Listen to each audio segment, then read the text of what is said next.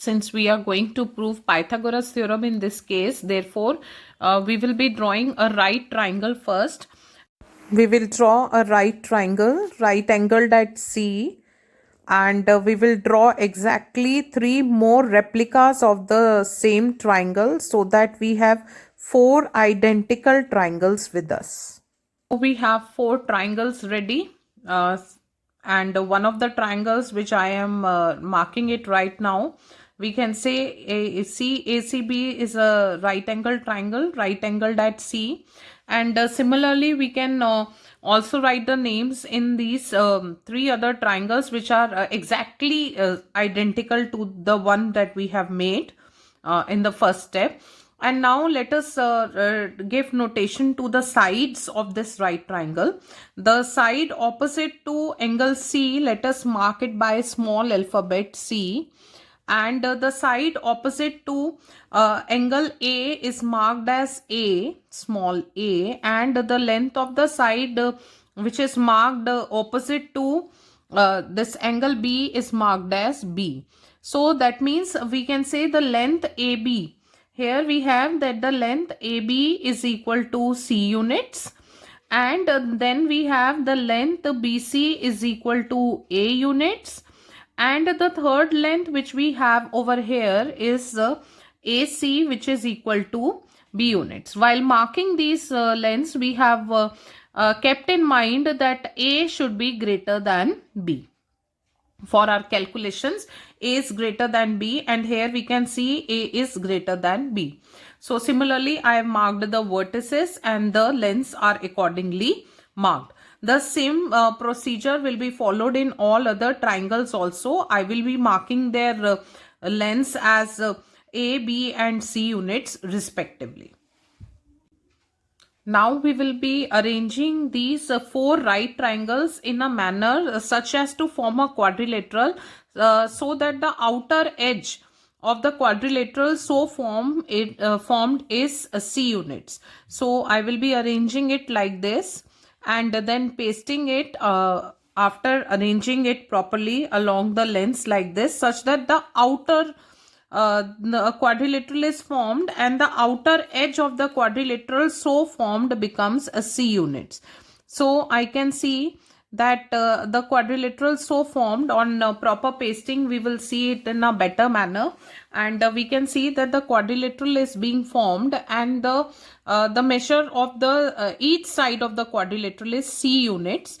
That means that the quadrilateral so formed is a square, as we have been observing this also, that the sum of these two angles is 90 degree. So a square is being formed, and we will also cut a square. Square is being formed in the interior as well, and so we will cut a square with different color, and such that its side measure as depicted from the figure itself is clear that it is A minus B. From the other corner also you can see it is A, the total length A minus B, and then A minus B. That's why while we were talking about the measures that we were marking in the triangle, we made it clear that A should be greater than B.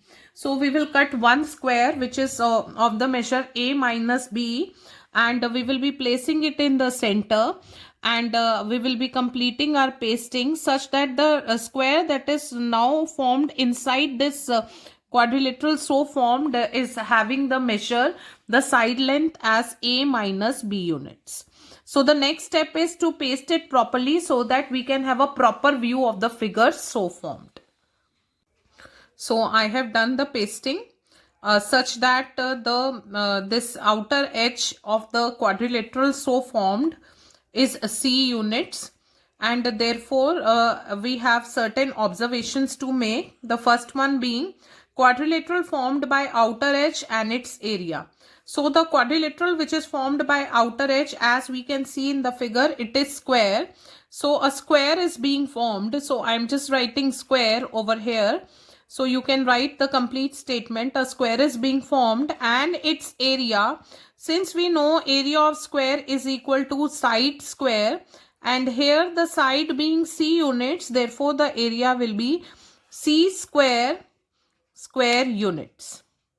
Next is the quadrilateral formed between the triangles. This is the quadrilateral which is formed between the triangles, and we can look for its side length. We can see this entire length is A units from this point to this point, and this is B units. So therefore the length is over here, the side is A minus B units. Similarly again it is A minus B units over here, and A minus B units, and lastly it is again A minus B units.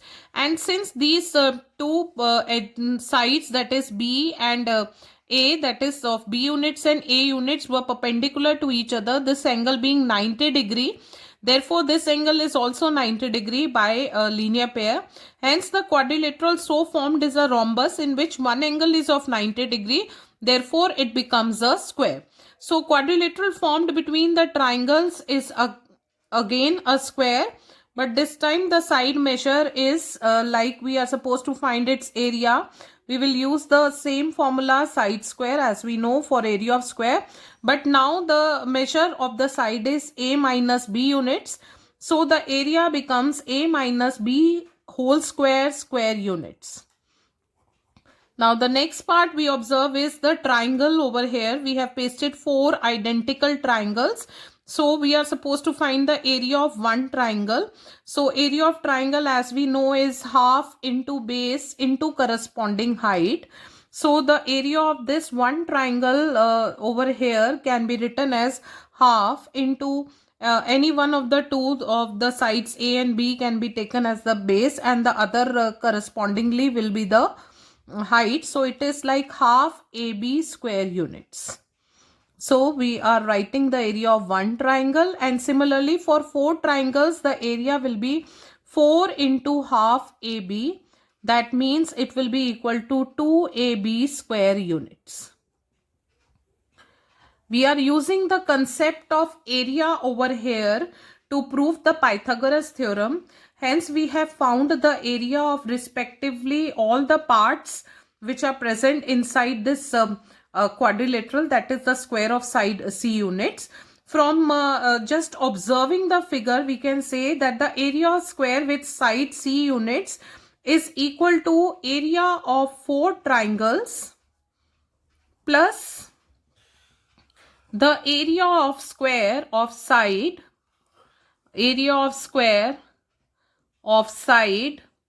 A minus B units. So on putting the values by taking it from the observations in which we have written here, we can write area of square with side C units is same as, this implies this is same as C square, and area of 4 triangles as we have seen is 2AB square units, and area of square of side A minus B unit is same as A minus B whole square. So on simplifying this, we have it as, it implies C square is equal to 2AB plus A minus B whole square. We know it is same as A square minus 2AB plus B square. That is, we are using the identity, which implies minus 2AB and plus 2AB gets cancelled. So it is C square is equal to A square plus B square, which is the statement of the Pythagoras theorem for the right triangle that we had. That is the hypotenuse square, that is C square, is equal to the sum of squares of the other two sides. So hence we have proved that C square is equal to A square plus B square.